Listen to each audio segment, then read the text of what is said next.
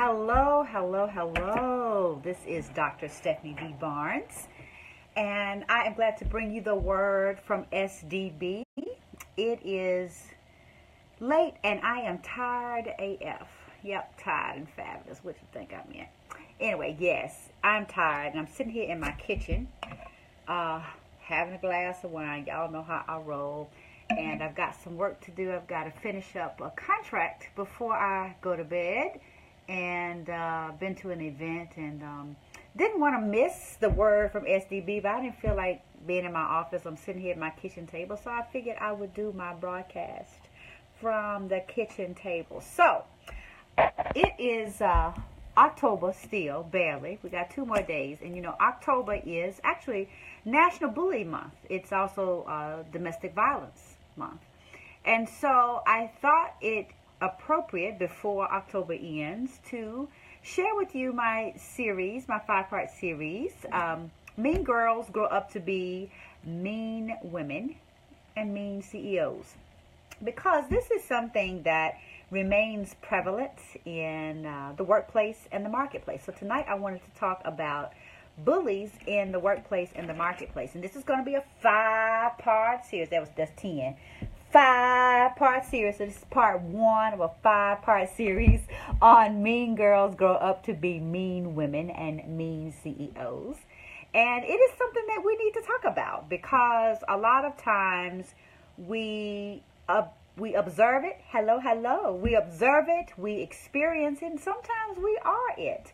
So throughout the course of this series, I'm going to talk about, how bullying in the workplace and marketplace shows up. I'm also going to talk about, some of the experiences I've had, both as a bully. Yep, I used to be one. Not really. I just, did not have good interpersonal skills. My interpersonal skills had opportunities for improvement, so we're going to talk about that. But talk about some very real issues that we face as women CEOs in the workplace and the marketplace. So, as I mentioned, October, we got 2 more days left. October is National Bullying Month, and and a lot of the discussion centers around teenagers and bullying that happens in schools. But we know that it doesn't stop there. Just because the bully graduates from high school doesn't mean she, in this instance, I am going to focus on women bullies. Just because she graduates from high school doesn't mean she stops being a bully. And in fact, it gets a little worse.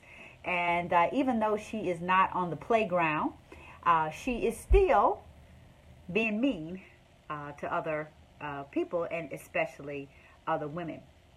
So, bullies don't outgrow and they just become grown adults. They become grown bullies, rather, adult bullies. So the consequences obviously are a lot more significant when you are in the workplace than on the playground. And, bullies develop for a number of reasons. And the interesting thing about bullies, whether they are high school bullies or women bullies, as grown women, they are usually projecting their own personal hurt, fears, insecurities onto others. And it is ironic, but bullies are the ones who need the most love. Bullies need love too. And it's, I don't know if you've heard the saying, hurting people hurt others. And that's quite true when,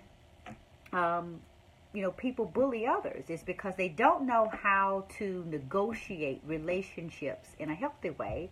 So they negotiate it through force and intimidation because they feel that that's easier to do. And sometimes they are projecting the hurt that they've experienced onto others. And I'll actually share that with you, kind of my experiences of projecting what was projected onto me, and how that showed up as an adult in the workplace. So, honestly, if you ever want to know who is the most insecure person on your team, in your workplace, in your industry, in your circle, it's the person who does the most bullying, the person who uses brute force to maneuver situations and to manipulate relationships. And many times they're braggadocious. They come across as, they're all that in a bag of chips, and they want everybody to know how good they are, how successful they are, how much everything costs, and all this. And really, the interesting thing is they're not necessarily trying to convince you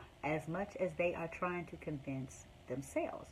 So a telltale sign of a bully in the workplace is a person who is always bragging about how good they are. Because here's the thing, if you are as good as you say you are, everybody knows it and you don't need to say it. So, and there's a difference between stating the facts about your skills and being affirmative about your skills and talents and bragging. Because the person who is just stating the facts about what they're good at doing in their industry, in their profession, just simply states it as a fact, as opposed to going on ad nauseum about how great they are and so forth. But, one of the things, the way that mean girls show up in the workplace, in the marketplace, and as grown women, is this phenomenon called relational aggression. And relational aggression is, a fancy way of describing the behavior that bullies often exhibit. And relational aggression basically are those acts that cause harm to relationships. And somebody is asking to join my broadcast. I have never done this before, so I'm going to trust you. I'm going to let you on here, and we're going to see how this works. So I don't know how to do it. I'm going to add you as a guest, Lakeisha. I'm going to invite your friends to watch. So Lakeisha, I don't know what's going to happen, but we're going to let this thing roll. So Lakeisha, thank you so much for asking to be invited. And we're going to see how this goes. This is a new feature. Hey, Lakeisha, how are you? So, and then she left. So, and she may not be familiar with it anyway. But anyway, Facebook, in case you didn't know, on Facebook Live, I'll digress for just a moment, has this feature where you can join a broadcast. And so, Lakeisha, you just helped me figure out how to use it. So I'm going to do that for real another time. But if you ever want to join, you want to pop in and participate in the conversation, girl, y'all, come on in. So all you do is you can either invite friends, or you can do as Lakeisha just did and ask to join as a guest, and then you get to pop up in the screen. I don't know if anybody else sees you, but I saw you up there. So that's kind of cool. But anyway, I got excited about that. I've been wondering how that feature works. So let's reel it back in. So anyway, relational aggression. So what is relational aggression? It's basically acts that cause harm to relationships, as the name suggests. And basically, it's the grown-up form of manipulating relationships, and it's the grown-up form of, yeah, Lakeisha, you shot yourself, didn't you? That's cool. But it's the grown-up form of basically telling your friends not to play with your other friends. Because I'm sure that many of you have experienced this. I know I did.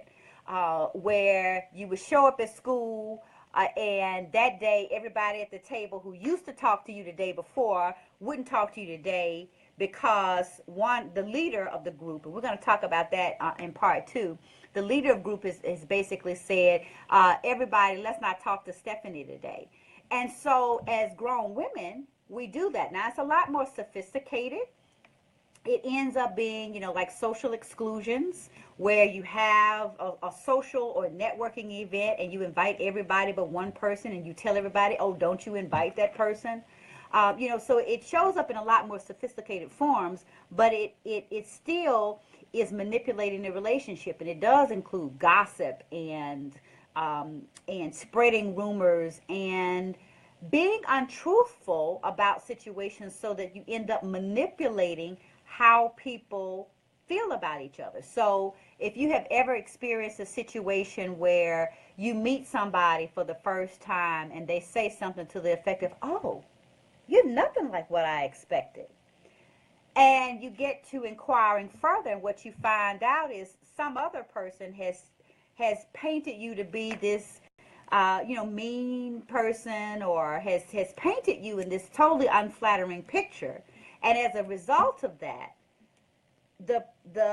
a relationship has been blocked because the person, hey Aranisa, the person didn't want to actually form a relationship with you because somebody else has told them that you're not a nice person, or that you're manipulative, or that you are otherwise not someone that they want to do business with. And this happens, so in the workplace, it can impact or impair women's abilities to work on different projects. And in the marketplace, it can cost them business.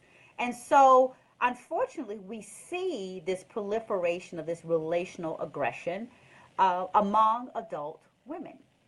And the other way that mean girls are mean grown women and mean CEOs is through social aggression.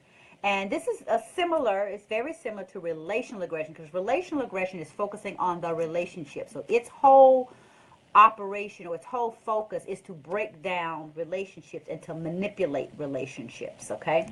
Social aggression, very similar, is manipulating group acceptance through alienation, through ostracism, and character defamation. So very similar, but it has the effect of costing business, or costing the ability to maneuver, through the workplace politics. Now, here's the thing. Now, I'm talking about this from the perspective of mean girls, but hey, let's be serious. Let's be real. Men do this too, okay? They are not exempt from relational aggression. They tend to be a little bit more covert with theirs, but believe me, men do it too. So this is not something that is exclusive to women, but it tends to be more obvious in women, just typically because we are more expressive in our emotions and our feelings. So when we don't like somebody, everybody knows it, okay? Because we let everybody know it. It shows up in our body language. It shows up in our facial expressions. It shows up in our voices. And men typically, because they are for the most part not as expressive. They feel the same things, but they don't express it in the same way. Relational aggression takes on a much more sophisticated form, and you don't see it as obvious, but it happens, okay?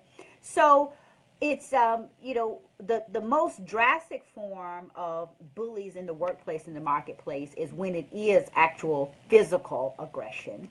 And this is typically rare among adults because it has very, very serious implications, but it does show up. And as I mentioned, October is also Domestic Violence Awareness Month. And so spouses who engage in domestic violence are engaging in a form of relational aggression that has risen to the level of physical violence, because one of the ways that many times battered wives or husbands are manipulated is through cutting off relationships.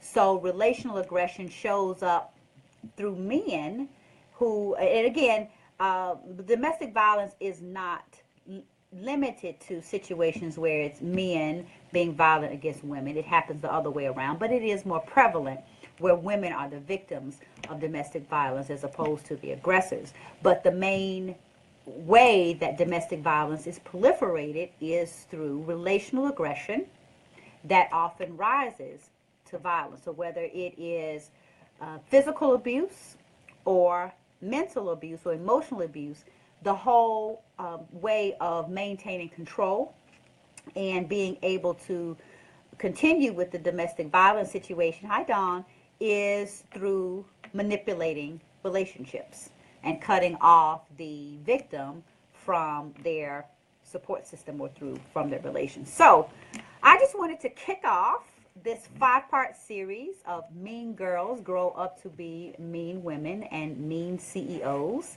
And and again, this is part 1 of a 5-part series. And on the next time, I will be discussing the Queen Bee bully and who she is and how she shows up in the workplace. So I've got to, like I said, I've got a contract I've got to finish. I got a glass of wine that's waiting on me. And, it's one of those days I'm going to have me a cigar before I go to bed. So I got some things to do, so I'm going to get on off of this broadcast. But I did want to kick off the series and make sure that I showed up as I intended to do, because even though I'm tired AF, tired and fabulous, I still wanted to make sure that I started this discussion because, first of all, it's October, and I didn't want October to end before I began a series that focused on something that was relevant in the month of October. So, this is Dr. Stephanie D. Barnes, and it's been my pleasure to bring you the word from SDB. Mean Girls Grow Up to Be Mean Women and Mean CEOs, part 1 of the part 5 series. Catch me next time for part 2. And I do want to say, you know, as a coach, as a leadership coach, as a business coach, one of the things I do is help mean girls to overcome their meanness. So if you know someone, because if you need to send an inquiry for a friend, maybe it's not you, but it's for a friend, holler at your girl, because that is something that as a leadership coach that I can help with. Because as I will discuss in one of the latter parts of this 5-part series, the role of self-awareness is incredibly important in overcoming being a bully in the workplace. So with that, I am going to sign out. And again, if you or a friend needs some help with overcoming being a mean girl in the workplace or the marketplace, just shoot me a text, 228-238-7997, and say, I need some help, and I'll help you out. So again, that's 228-238-7997. Seriously, it is something that self-awareness is the first step, and it requires coaching and different strategies to overcome the inclination sometimes to resort to relational aggression when you are trying to build relationships. Because it's interesting that many times that the outcome, the desired outcome of relational aggression is to build relationships while simultaneously breaking down relationships. So it is something that oftentimes having the appropriate self-awareness can help with. And also, if you are on the receiving end of relational aggression, I can assist with tools and strategies that can help you to overcome that so that you can function in an otherwise toxic environment or make choices that help you to remove yourself from that. So anyway, if you need some help, text me at 228-238-7997 and just say, I need some help, and I will be glad to do so.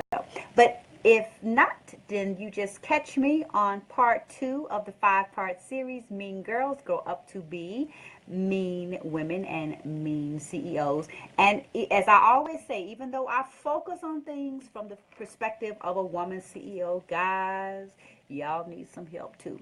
So this applies both ways because, again, relational aggression and social aggression shows up in men and in women. Even though I, of course, will always be discussing it from the perspective of a female CEO because that's what I am.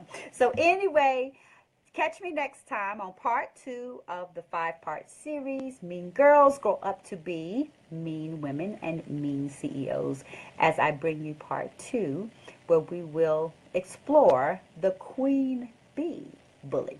So until next time, see ya.